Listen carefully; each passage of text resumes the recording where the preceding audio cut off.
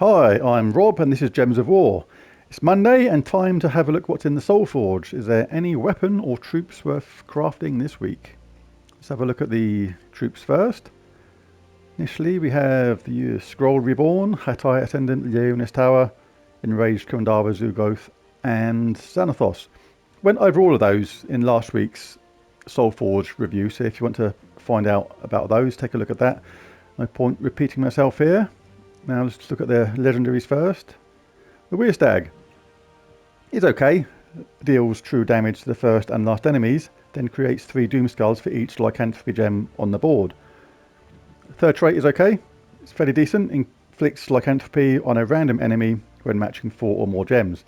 The thing about this kind of troop is you need to base it in a team almost entirely based around lycanthropy. Unless you're willing to do that, he's not going to fit into many other teams well at all. So it's just okay. Essentia is good. The best thing about this one is that third trait. All dragon allies start with 50% mana, so worth considering for that trait alone. But needs placing in last place in the team because its spell is basically to summon 1 to 3 dragon spirits. It's no good in first place basically because you need it last. So stick it in last place if you get that, but it's just okay, nothing fantastic. Starflower deals damage to all enemies boosted by ally and enemy Fae. So the more Fae enemies and ally in your team, the bigger that damage gets.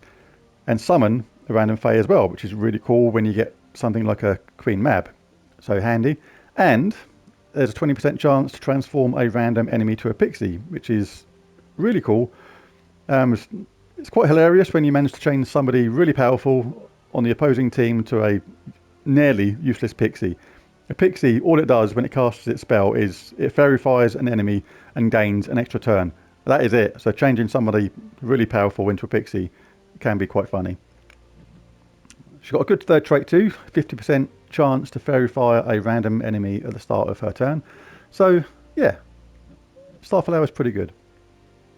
Any more legendaries? Yep, Keeper of Souls. Keeper of Souls I really quite like.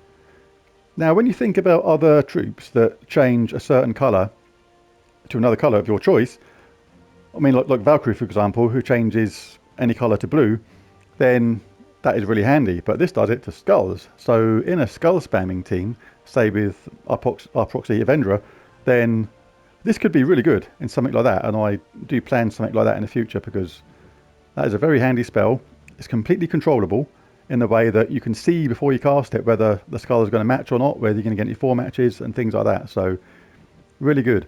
And also good for early players as well. Don't think that 50% bonus souls is a small thing. That is actually really handy for newer players to get boosts to your souls early on. And also a 50% chance to summon a wight when an enemy dies as well is okay. So that is okay overall. But worth crafting? Difficult to say.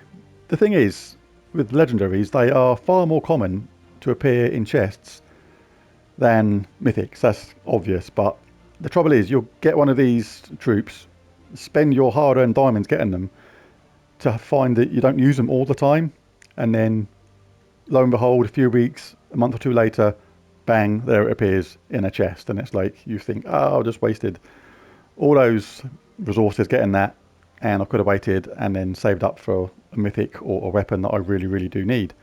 So legendaries, I tend to say just hold on to your diamonds. Now let's have a quick look at the Mythics Famine. Famine's alright, but one of the main things about him is you don't. There's no benefit from him because he's from a apocalypse, and apocalypse is not a kingdom that's on the main map. Like so, you don't get any boosts in kingdom power by getting him because he's from a weird place. But his spell's okay. Drains mana from all enemies, and it deals damage to an enemy boosted by that mana drain. So you can one-shot enemies with this if they had enough mana charged, and it can be quite a good spell to cast at the right moment. His third trait is pretty cool too. The first enemy loses 3 skill points at the start of each turn. So he's okay, but for me not worth crafting. The best thing about him is his look. He looks to me like he's inspired by the Dark Judges from 2000 AD, if you're familiar with that comic. And yeah, Famine. Suna, pretty good.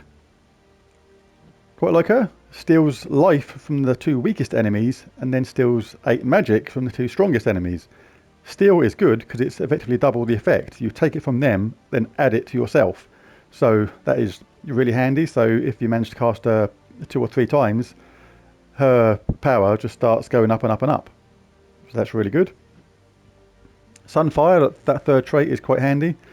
Fairy Fire a random enemy when matching red gems, which you'll be doing to charge her up. So when you're Fairy Fired 1 or 2 of those troops and you cast her spell, you're going to be getting extra damage on that as well. So she's pretty good and worth it. She's pretty decent. For me, one of the better mythics. Not top tier, I would say, but she is still decent. Unlike Fallen Valdis.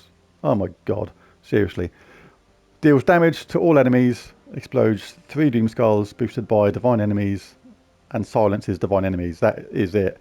Wow.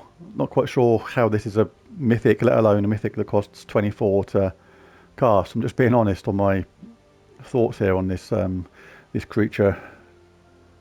The thing is, it's probably okay in a team against just divine enemies. If you're fighting a team of all divines, it is probably very good because silence divine enemies is pretty handy. Silence the whole team is really nice and it stops them gaining mana, stops them casting spells, and it will be really powerful.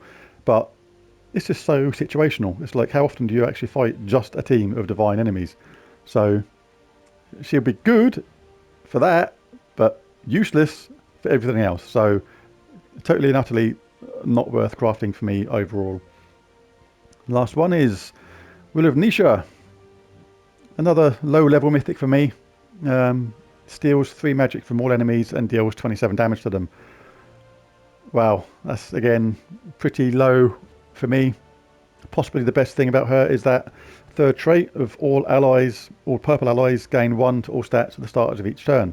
But again, you need a long game to get the most benefit from that. So worth crafting? No. So yeah, overall, nothing fantastic in the Soulforge this week. So let's look at the weapons.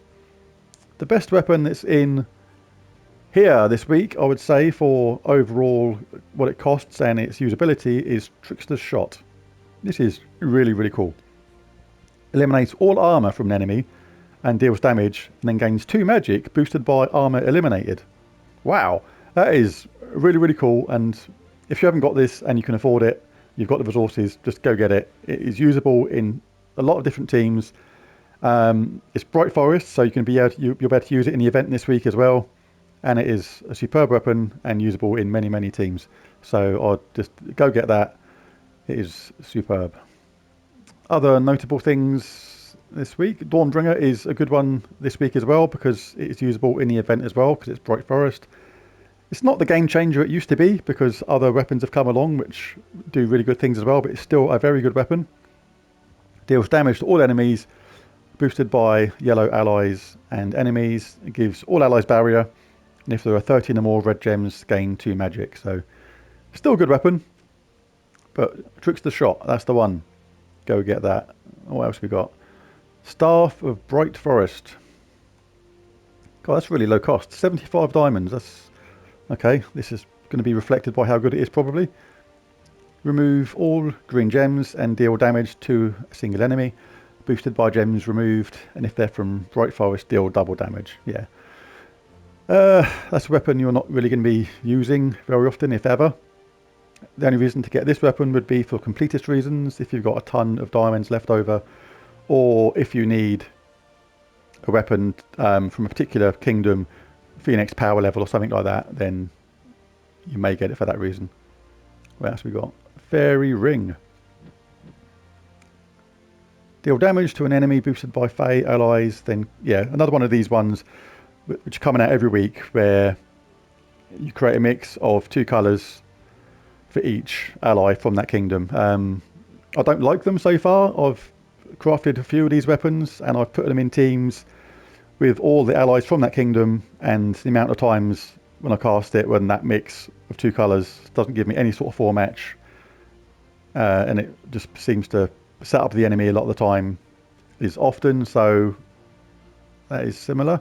I'm betting this is kind of the same thing as well, and it is, yep. Deal damage to an enemy boosted by bright forest allies, then create a mix of 6 green and red gems for each bright forest ally. Yeah, I've crafted a few of these type of weapons that do these very similar spells, and half the time they don't work on the format side of things and just set up the opposition, or not do enough benefit to be worth considering, put it that way, because I like weapons and spells where there's not much left to chance. When it's a risk of casting, the risk has to be worth the reward, and that, for me, these weapons are not worth that risk versus reward. And the usual eye, heart and soul of Xanathos. So there we are, that's this week's Soulforge. Trickster Shot being the absolute standout for me. Just go get that if you haven't got it already, it is really, really good. So there it is. If you liked the video, please consider hitting that like and subscribe button, it really does help.